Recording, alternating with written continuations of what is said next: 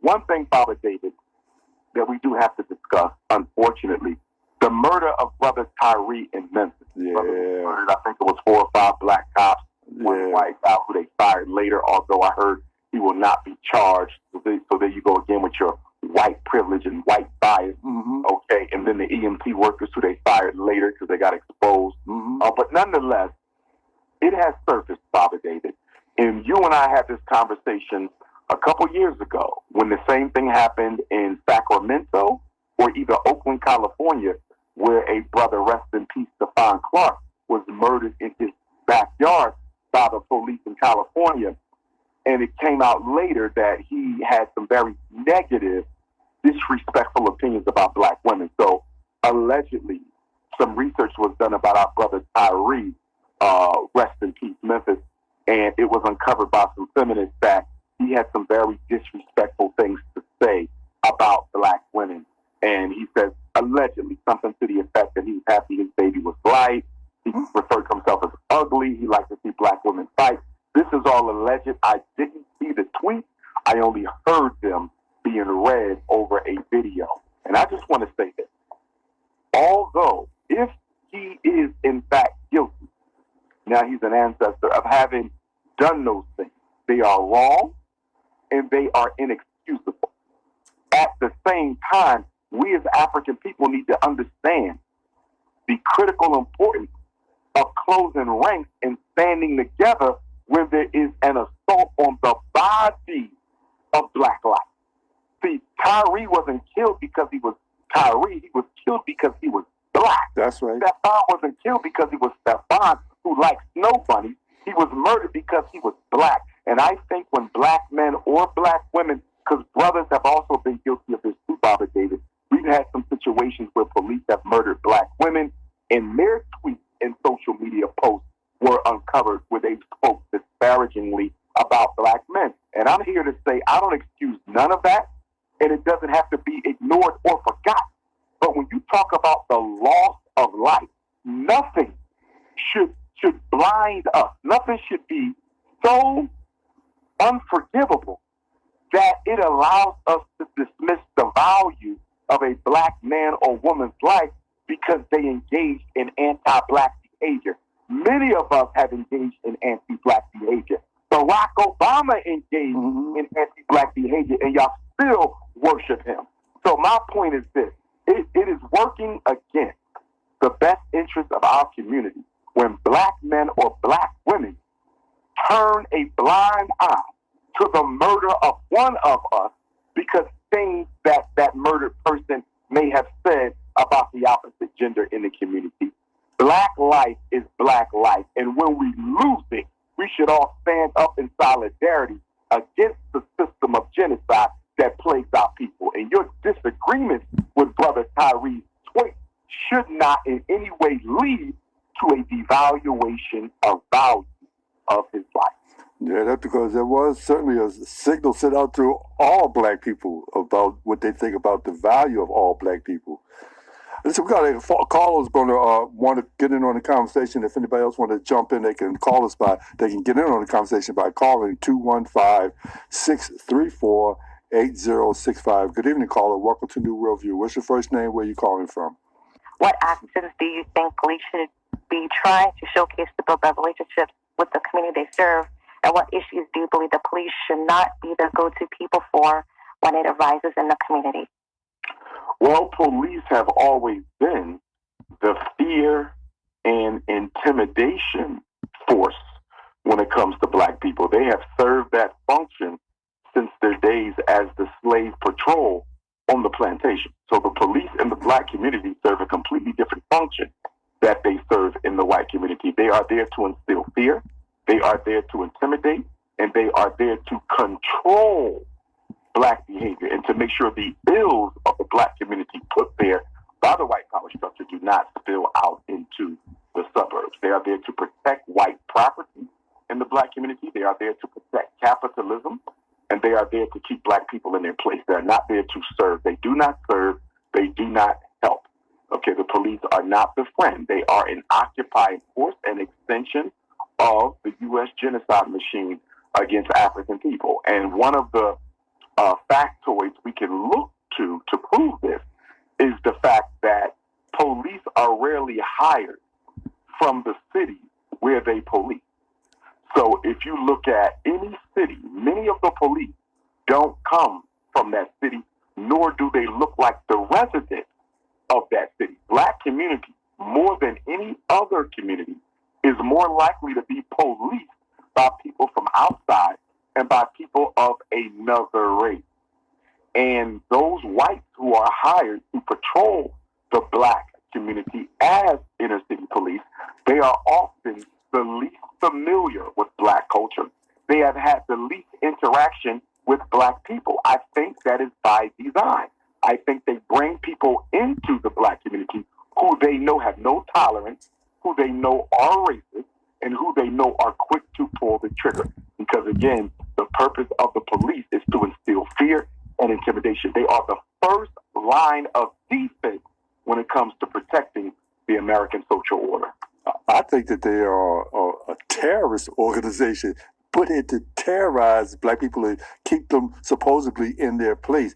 I believe that they believe that if they did not terrorize the black people, they are afraid that the black people would see them as weak. And so instead of appearing to be weak, they want to come on strong and aggressive. They're intimidation. Mm-hmm. They're an intimidation.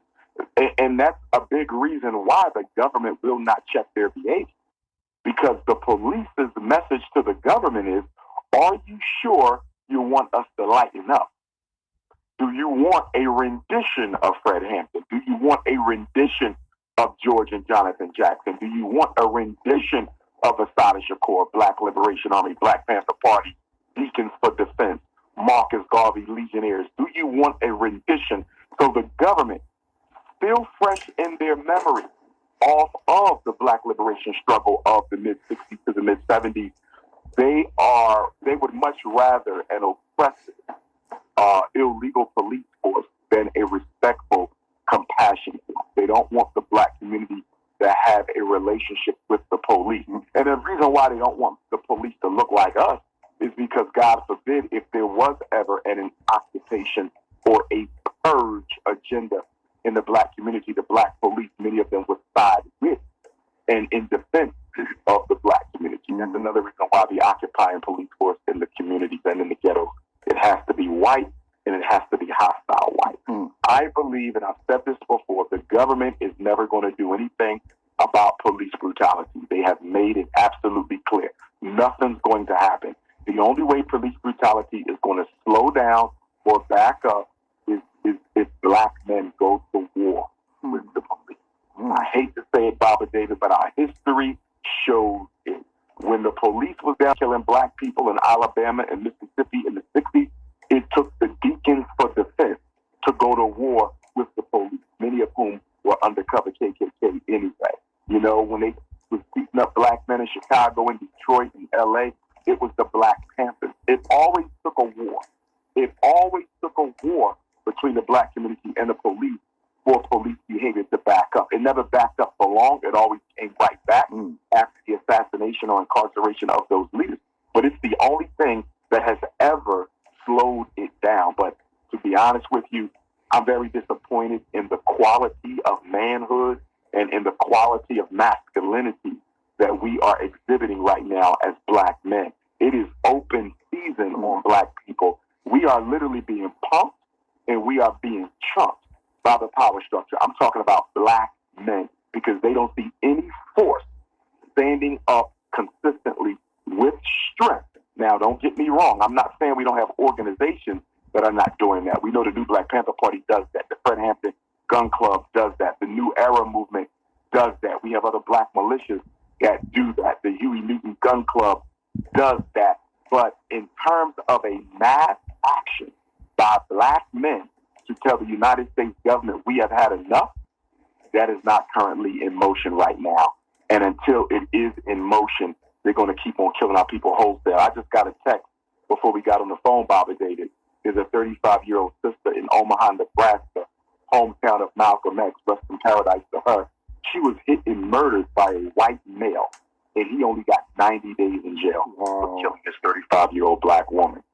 You know, I heard another story, you probably heard about it. A white man, I forget the city, he killed a little black boy, and he got out on bail and without a charge, I think it was. So they are literally punking us. They are letting white folks get away with blatant murder of blacks. And the question that our ancestors are asking is how long until black men say, enough is enough. Okay. So now one of the things that I did hear about the 5 African-American police officers, that one of them allegedly was involved with a girl that worked at FedEx, and Tyre was supposedly had worked at FedEx, and because it was supposed to be some type of what did Jada Pinkett say? Call it they had some type of exchange, and the police officer got mad about that because it was his baby's mama. I don't know how true that is. His father allegedly refuted that. Okay. Saying that it was in fact true, because the police officer allegedly took a picture of Tyre defenseless on the ground and texted to the woman, allegedly. But in subsequent interviews with the parents, the father refuted that claim. Some people maintain that's still the truth, but the official line by the parents is there's no truth to it. Well, you know, truth could travel faster than, a lie could travel faster than the truth all the time. You know, I was talking last week and the week before that as well, because people were saying, even before Tyre Nichols was murdered, I just happened to be saying that they talked about us destroying stores and things in our communities. I was saying that I'm not really concerned about the damage done to people's property, because they're not concerned about all that back in insurance. They get all that. That's right. I said that. I said, but they're not concerned about the damage that's being done to our community. They're not out there on the demonstration line with us, saying that, you know, they don't think that it's fair what they're doing to. You know, under the rules of capitalism, Bob and David, merchandise is more valuable than people's lives. And unfortunately, black people have bought into this. If you notice, whenever someone is murdered by the police, no value is put on that person's life. The only reason why Tyre's life was given some value by the media is because most of the perpetrators were black police. If they were white, they would be home on paid leave, pending an investigation, the results of which we would not get until the next presidential election. You know that, and I know that. The only reason why justice was swift, during this whole Tyre situation, the only reason why the chief of police, the fraternal order of police, the governor, the only reason why everybody spoke out on Tyre's defense is because the police were black. If they were white, this will be going the exact same way every other police assassination investigation has gone. So black people should not think that this signals some sort of turn for the better. Not at all. There's a double standard in all professions, and black police don't get the same protection as white, nor should they, because as black men, they should have cared about their brother's life. This is absolutely unacceptable at all. They need to be put under the jail and permanently. But yet and still, the only reason why there appears to be some semblance of justice here is because the police were black. And, you know, so we as black people, we got to wake up and start a coffee, Bob and David. But I'm going to tell you, I don't think we will. I really don't think we will. Because as you've heard me say before on your show, you know, you need love. You need love to build, and you need love to heal. The reason we're so expert at riots and rebellions is because that's just a temper tantrum against one's oppressor who you'd wish would accept you. Those are acceptance temper tantrums is what they are. Okay? We will tear, we will bomb, we will set fires, but when do we build anything?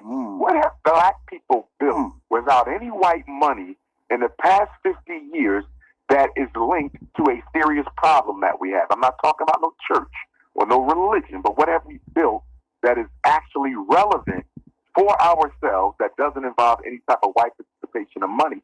I don't know if you can find anything. So we are stuck on stupid and handicapped by our own self-hatred. So our boys don't have everyday black male professionals to admire and emulate. The only thing they see is the athlete and the entertainer. So that's one reason. So we got to look at the black professional males who are vacating the hood, leaving these boys with the opinion that the only thing I can be is a basketball player, football player,